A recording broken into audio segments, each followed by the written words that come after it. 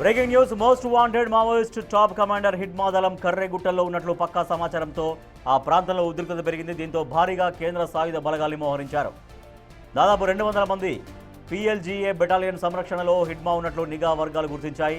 Thermal censor, drone కెమెరాల ద్వారా మావోయిస్టుల కదలికల్ని గుర్తించిన బలగాలు కర్రెగుట్టల వైపు దూసుకుపోతున్నాయి.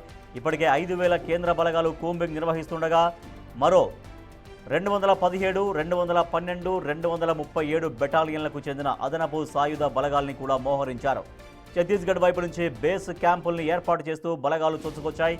భీమారంలో బేస్ క్యాంప్ నిర్మాణం పూర్తి కాగా గొల్లపల్లి బేస్ క్యాంపు చివరి దశలో ఉంది. అదనపు బలగాల మోహరింపుతో ఈ ప్రాంతంలో భారీ ఎన్కౌంటర్ తప్పదు అనే ఊహాగానాలు వినిపిస్తున్నాయి.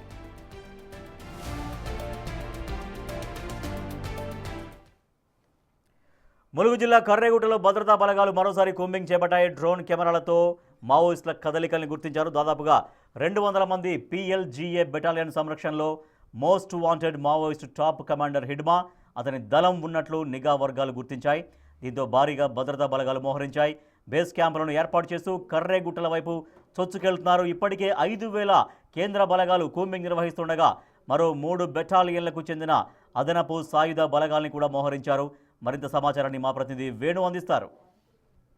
ఛత్తీస్గఢ్ తెలంగాణ బార్డర్లోని కర్రెగుట్టల్లో మరోసారి సాయుధ బలగాల భారీ మోహరింపు కొనసాగుతోంది. నిన్న దాదాపు 3 బెటాలియన్లకు చెందినటువంటి సాయుధ బలగాలను ఛత్తీస్గఢ్ వైపు నుంచి కర్రెగుట్టల వైపుగా మోహరించినట్లుగా సమాచారంతో ఇప్పటికే 5,000 మంది బలగాలు గత 2 నెలల నుంచి కూంబింగ్ నిర్వహిస్తుండగా తాజాగా అడిషనల్ బలగాల మోహరింపుతో అసలు ఏం జరుగుతున్నటువంటి తీవ్ర చర్చ అయితే జరుగుతుంది. ఇప్పటికే అడపాదడపా కాల్పుల శబ్దం వినిపిస్తుండడంతో ఎన్కౌంటర్లు జరుగుతున్నటువంటి సమాచారం కూడా బయటకు వస్తుంది. ఇక ప్రధానంగా బేస్ క్యాంపుల ఏర్పాటు కూడా యుద్ధ ప్రాతిపదికన కొనసాగుతున్నట్టు తెలుస్తుంది. తెలంగాణకు అదేవిధంగా ఛత్తీస్గఢ్కు బార్డర్లో ఉన్నటువంటి భీమారం బేస్ క్యాంపును గత 15 రోజుల క్రితం పూర్తి చేశారు. ప్రస్తుతం గొల్లపల్లి వద్ద బేస్ క్యాంప్ నిర్మాణ పనులు జరుగుతున్నాయి. మరో 15 రోజుల్లో గొల్లపల్లి బేస్ క్యాంప్ కూడా పూర్తయ్యే అవకాశం ఉంది. ఇక ఈ బేస్ క్యాంపులు పూర్తయితే మళ్ళీ కర్రెగుట్టల లోపలికి మరో 10 కిలోమీటర్లు వెళ్ళి మరొక బేస్ క్యాంప్ నిర్మాణం చేసేందుకు సాయుధ బలగాలు సిద్ధమవుతున్నాయి. ఇక తెలంగాణ వైపు నుంచి కంప్లీట్గా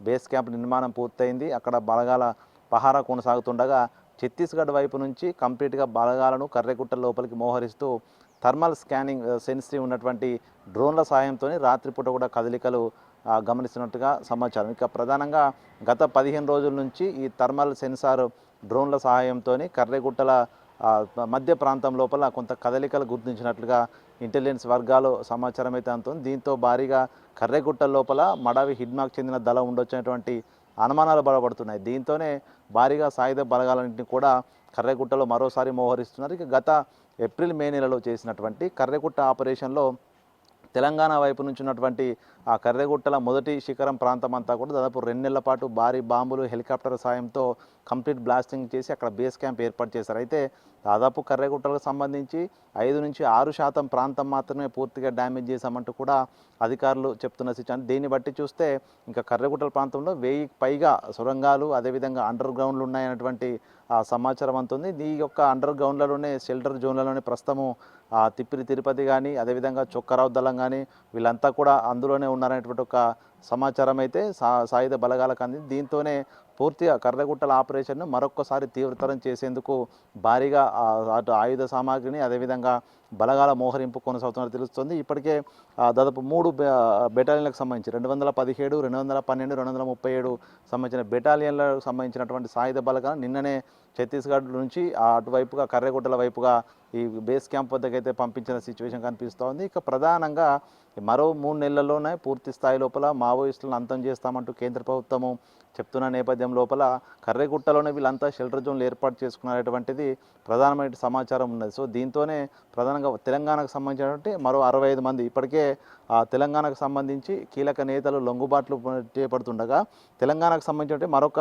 65 మంది ప్రస్తుతము CCM ర్యాంకులో ఉన్నటువంటి 6, SCM ర్యాంకులో ఉన్నటువంటి 10 మంది, డివిజనల్ కమిటీ సెక్రటరీలు మెంబర్గా ఉన్న వ్యక్తులు 20 మంది, ఏరియా కమిటీ సెక్రటరీలు మెంబర్గా ఉన్న 19 మంది, అదేవిధంగా పార్టీ మెంబర్లు అదేవిధంగా దళ మెంబర్సు 10 మంది, మొత్తంగా 65 మంది ఇంకా కర్రెగుట్టల్లోనే షెల్టర్ చేసుకుని అక్కడే డెన్ల లోపలనే దాచుకున్నటువంటి సమాచారం. సో దీంతో పూర్తిగా వీళ్ళ ఏరివైతే లక్ష్యంగా అయితే ప్రస్తుతము బలగాలు అయితే ముందుకు కదులుతున్న సిచ్యువేషన్. సో మొత్తానికి ఈ యొక్క భారీగా బలగాల మోహరింపు జరుగుతుంది. తిరిగి మళ్ళీ ఆర్మీ హెలికాప్టర్లు కూడా రంగప్రవేశం చేశాయంటే పూర్తిగా భారీ స్థాయి ఎన్కౌంటర్ జరగబోతున్న ఒక చర్చలు అయితే జరుగుతున్నాయి. పూర్తిగా ఇప్పటికే కాల్పుల మూతతో కర్రెగుట్టల ప్రాంతం అంతా కూడా దద్దరిల్లుతున్న సిచ్యువేషన్. దీంతో ఏ క్షణంలో ఏం జరగబోతుందంటే ఒక చర్చ అయితే మొదలైంది. మొత్తానికి కర్రెగుట్ల ప్రాంతం అంతా మరొక్కసారి ఆపరేషన్ హిడ్మా పేరుతోనూ, అదేవిధంగా తెలంగాణకు చెందినటువంటి కీలక నేతలు లొంగిపోయే లేదంటూ కూడా ప్రకటన చేయడంతో సో వీళ్ళే ఇద్దరు టార్గెట్గా కూడా ప్రస్తుతము బలగాలు అయితే కదులుతున్నాయి. సో మొత్తానికి మరికొద్ది రోజుల్లోనే